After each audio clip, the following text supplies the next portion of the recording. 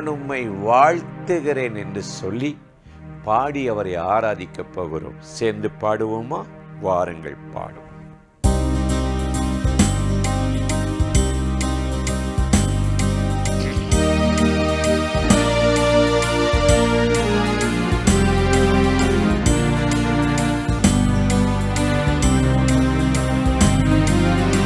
இஸ்ரவேலின் ராஜாவே, என் தேவனாம் கர்த்தரே, நான் உம்மை வாழ்த்துகிறேன், நன்மைகள் நினைக்கிறேன். இஸ்ரவேலின் ராஜாவே, என் தேவனாம் கர்த்தரே, நான் உம்மை வாழ்த்துகிறேன், நன்மைகள் நினைக்கிறேன். இயேசுவே, இயேசுவே, இயேசுவே, இயேசுவே, நன்றி நன்றி ராஜா, உம் அளவில்லா அன்பிற்காக நன்றி நன்றி நாதா, உம் அளவில்லா ஸ்நேகத்திற்காக.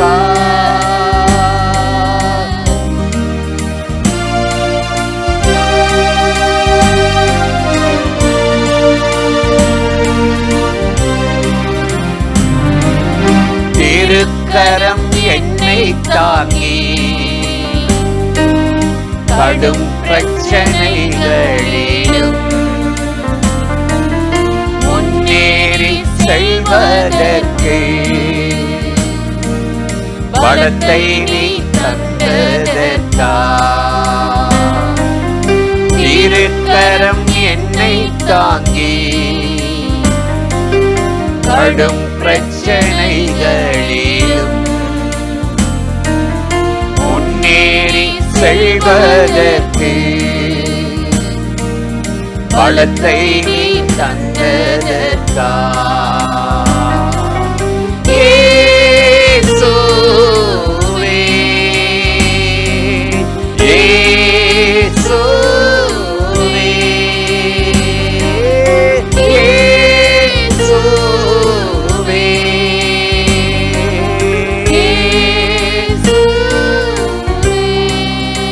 ஓ நன்றி நன்றி ராஜா,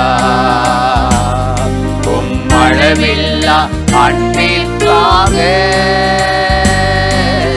நன்றி நன்றி நாதா, உம் அளவில்லா அன்பிற்காக. கிருபை நாள்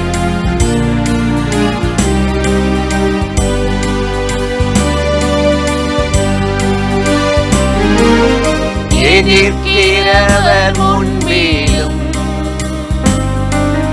தள்ளினவர் மத்தியில் வங்கியாயத்தப்படுத்தி அன்பாக கனம் பண்ணி. எதிர்க்கிறவர் முன்பிலும் தள்ளினவர் மத்தியில் வங்கியாயத்தப்படுத்தி அன்பாக கனம் பண்ணி. இயேசுவே, இயேசுவே,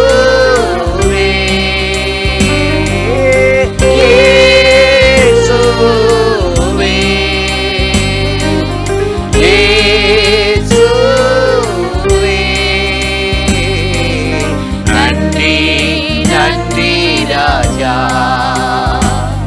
உம் அளவில்லா அன்பிற்காக நன்றி நாதா, அளவில்லா ஸ்நேகத்திற்காக.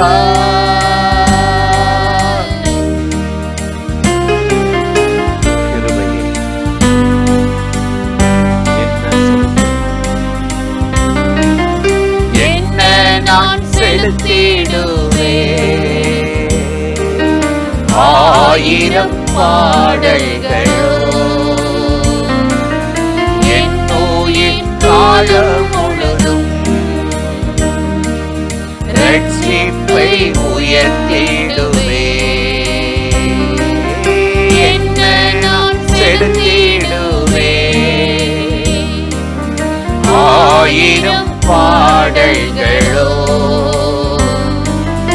என் உயிர் கால முழுதும்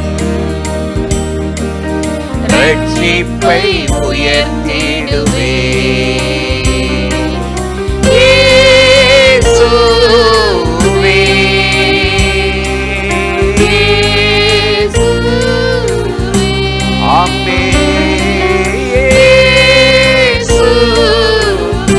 நன்றி ஆவியானவரே,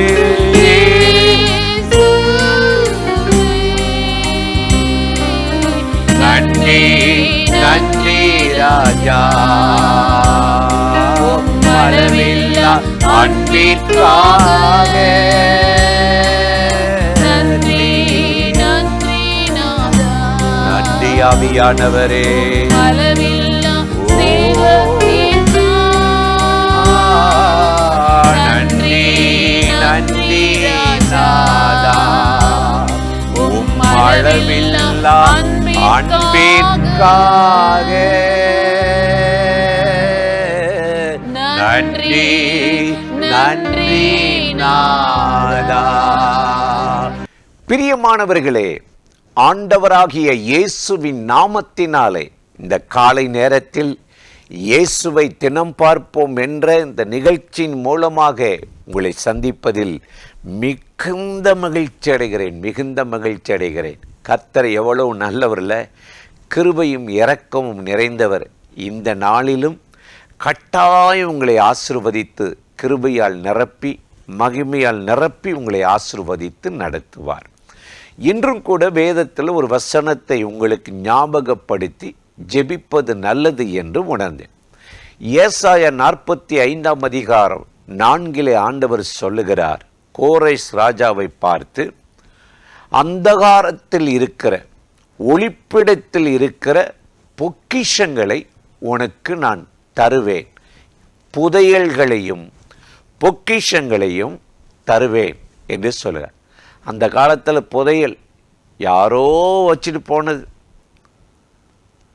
சொல்லுவாங்க, புதையல் எடுத்துட்டோம் அப்படின்னு. தேவன் கூட நமக்கு பொக்கிஷம் வச்சிருக்கிறாரா. பொக்கிஷம்னா என்னது? அந்தகாரத்தில் நம்மகிட்ட இருந்து திருடிட்டு போனால் பாருங்க, பிசாசு மகிமையை திருடுனா, ஆசீர்வாதத்தை திருடுனா, இப்போ அவன் ஒழிச்சு வச்சிருக்கிறான். அதை சிலுவையில் இயேசு ரத்தம் சிந்தி அவன் கையிலேருந்து பறித்து வச்சிருக்கிறார். இன்னைக்கு யாரெல்லாம் அந்தகாரத்திலிருந்து ஆச்சரியமான ஒளியாகிய இயேசுவினிடத்தில் வருகிறார்களோ அவர்களுக்கு ஒளிப்பிடத்தில் இருக்கிற புதையல்களையும் அந்தகாரத்தில் இருக்கிற பொக்கிஷங்களையும் கொடுத்து எல்லா வெறுமையும் பற்றாக்குறையும் மாற்றி நம்முடைய தேவன் ஆசீர்வதிக்கிறவர் என்று கர்த்தருடைய வேதம் சொல்லுது. அதனால தான் மோசே ஜனங்களை ஆசீர்வதிக்கும் போது உபாகமம் 28:12 சொல்லுகிறார், கர்த்தர் தமது பொக்கிஷ சாலையாகிய வானத்தின் பலகணியை திறந்து உங்களை ஆசீர்வதிப்பார் என்று கர்த்தருடைய வேதத்தில் அவர் சொல்லி ஆசீர்வதித்தார். இந்த பொக்கிஷம் உங்கள் வீட்டில் இருக்கணும், உங்கள் வாழ்க்கையில் இருக்கணும். சாலமோன் ஞானி ரொம்ப அருமையாக சொல்றாரு. நீதிமொழிகள் 15:8 நாம் வாசித்து பார்த்தால், நீதிமான்கள் வீட்டில் அநேக பொக்கிஷங்கள் உண்டு, துன்மார்க்கனுடைய வீட்டிலோ வேதனைகள் உண்டு. நீதிமானுடைய வீடு கர்த்தரை நேசிக்கிற, அவரை பின்பற்றுகிற, அவரை இரட்சகராக ஏற்றி அவருக்காக வாழ்கிற மனிதனுடைய வாழ்க்கையில் அநேக பொக்கிஷங்களா. ஒரு வேலை இல்லை, ஒரு ஆசீர்வாதம் இல்லை, பல பல காரியங்களில் நீங்கள் சிறந்து விளங்கும்படி ஆண்டவர் உங்களுக்கு அனுக்கிரகம் செய்வாரா. அதனால தான் நீதிமானுடைய வீட்டில் எப்பவும் என்ன இருக்கணுமா, வெறுமையாக இருக்காதா, பற்றாக்குறை இருக்காதா, அநேக பொக்கிஷங்கள் உண்டு என்று சொல்லுகிறார். இன்றைக்கு இந்த காலையில் இந்த நிகழ்ச்சியில் இணைந்து இந்த வார்த்தைகளை கேட்கிற எனக்கு அருமையான சகோதர சகோதரிகளே, ஆண்டவராகிய தேவன் இன்றைக்கு உங்களை பொக்கிஷங்களால் நிரப்புவார். ஏசாயா 33:6 பார்க்கும் பொழுது பூரண ரட்சிப்பும் பூரண கிருபையும் உங்களுக்கு பொக்கிஷமாக இருக்குமா. அவருடைய பொக்கிஷம் இது மனிதர்கள் நம்ம கண்டுபிடிச்சு பெற்றுக்கொள்ளணும்.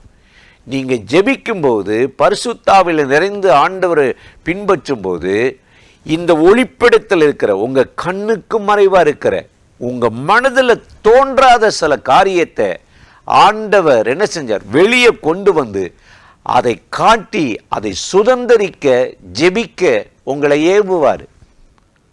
அதனால தான் ஒளிப்பிடத்தில் இருக்கிற அந்தகாரத்தில் இருக்கிற புதையல்களையும் ஒளிப்பிடத்தில் இருக்கிற பொக்கிஷங்களை உனக்கு தருவேன்னு சொன்னார்.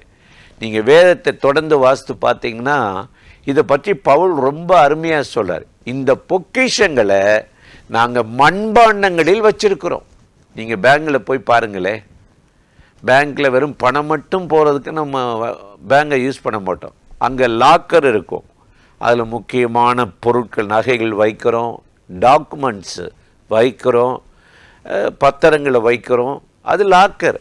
அதே போல தான் இன்னைக்கு இந்த களிமண்ணால் பிசைந்த இந்த மனிதனுக்குள்ள ஆண்டவர் சில பொக்கிஷங்களை வல்லமையை வச்சிருக்கிறாரு, கிருபையை வச்சிருக்கிறாரு, ஞானத்தை வைத்திருக்கிறார், ஆண்டவருடைய மகத்துவத்தை வைத்திருக்கிறார். 2 கொரிந்தியர் 4:7 அப்போஸ்தலனாகிய பவுல் சொல்லுகிறார், இந்த பொக்கிஷங்களை நாங்கள் மண்பாண்டங்களில் பெற்றிருக்கிறோம் என்று சொல்லுகிறார். இந்த மண்பாண்டத்தில் என்ன இருக்கும், பொண்ணு இருக்கும், வெள்ளி இருக்கும், தூப வர்க்கம் இருக்கும். வேதத்தை வாஸ்து பார்த்தா சாஸ்திரிகள் 3 பேர் இயேசுவை வழிபட போனாங்க. நட்சத்திரத்தை பார்த்து சும்மா வீசின கையும் வெறுங்கையுமா அழைத்து போகல. எப்படி போனாங்களா, தங்கள் தூப வர்க்கங்களை எடுத்துக்கொண்டு பொக்கிஷங்களை திறந்து அவங்க வச்சிருக்கிறாங்க ஒரு பெட்டி, அதை உடைச்சி திறந்தா அதில் இருந்து தூப வர்க்கங்களும் பொன்னும் வெள்ளியும் ஜபங்களும் கந்தக வர்க்கங்களும் திறந்து அதை ஆண்டவருக்கு காணிக்க கொடுத்தார்களாம். அதை வாங்கி தான் அவர் சாப்பிடணுமா? இல்லை, அவர் மேல் வைத்த அந்த அன்பை அதை காட்டுறதுக்கு தான் அவங்க அதை காணிக்க செலுத்தினாங்க. எனக்கு அருமையான சகோதர சகோதரிகளே, இன்றைக்கு நீதிமான்களின் வீட்டில் அவன் கையிட்டு செற வேலையில், தொழிலில், வருமானத்தில், பிள்ளைகள் படிப்பில் ஒரு பொக்கிஷம் உண்டு. எல்லா வெறுமையும் கர்த்தர் மாற்றி இந்த இரவு உங்களை இந்த காலை நேரத்தில் உங்களை ஆசீர்வதித்து நடத்த போகிறார். அந்த தேவாதி தேவனை நோக்கி நாம் இப்பொழுது ஜெபிக்கலாமா? அன்பும் இரக்கமும் கிருபையும் நிறைந்த நல்ல ஆண்டவரே, இந்த ஆசீர்வதிக்கப்பட்ட இந்த காலை நேரத்துக்காக, கிருபை இரக்கங்களுக்காக உமக்கு நன்றி செலுத்துகிறோம். நீதிமான்களுடைய வீட்டிலே அநேக பொக்கிஷங்கள் உண்டு என்று சொன்னீரே.